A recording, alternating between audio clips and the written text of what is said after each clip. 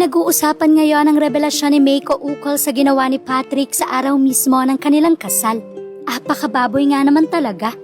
Talaga nga namang walang pinipiling araw itong si Patrick. Kung matatandaan, nabanggit nga ni Meiko na sa kabila ng kanilang paghihiwalay noon ay nagdesisyon siyang makipagbalikan kay Patrick at ayusin ang kanilang pamilya para sa kanyang mga anak. I didn't have enough evidence to prove that he really did cheat. I did not know the extent of his sin, all in the name of marriage and our kids. I forgave. But now that I found out everything on my own, now that he admitted it because he has no choice, he was caught. Now that the homewrecker he did the scene with proudly told how they did it. Lahad pa ni Meiko. Ngunit sa mga nadiskubre nga ni Meiko na panloloko ni Patrick, ay hindi pa nga ito nakontento at humingi pa ng tulong sa madla. Aniya, whoever can give me a solid and concrete proof of my husband's cheating, I will pay for your information. Dagdag pa nito. Wala akong pakialam kahit ikaw mismo yung kabit. Babayadan pa rin kita, total akala nyo ata pera ng asawa ko pinanggagastos niya sa inyo. Pera ko lahat yon.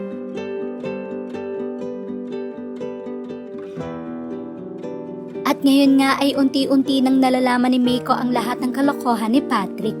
Maging ang naging mga babae na binook niya noon ay nagsumbong na kay Meiko. Bahagi nga ng salaysay ni Meiko. Kumukuha pa ako ng isa pang evidence dahil merong nagsabi sa akin na bago daw nag-propose ang asawa ko, nasa Tagaytay kami nun. Birthday ni Edeline. Meron pa raw siyang binook at ginawa nila yon sa kotse ko. At ngayon nga ay panibagong kalokohan na naman ni Patrick. Ano nga bang ginawa na naman ito sa araw ng kanilang kasal ni Meiko? Sunod-sunod na nga ang post ni Meiko sa second account nito. Aniya, sakit na yan, Repa.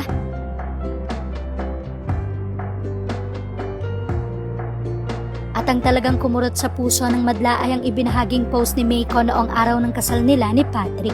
Ani Meiko, "These videos I have." Baboy ka, paano? Mismong araw ng kasal natin sumalisi ka? Habang nasa prep ako? Anong ginawa ko sa iyong masama?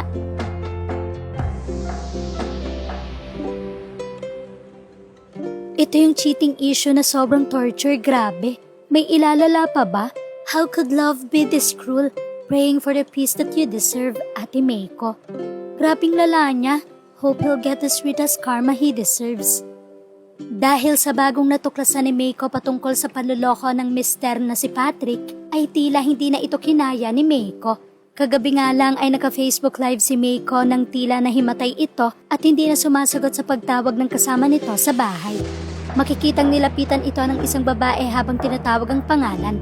Lumapit rin ang anak nito ngunit hindi pa rin sumasagot si Meiko. Doon na nga naputol ang naturang Facebook live. Ibinalita naman ng kaibigan nito na si Jenna, kapwa niya content creator, na sinugod ito sa ospital at nasa mabuti na itong kalagayan.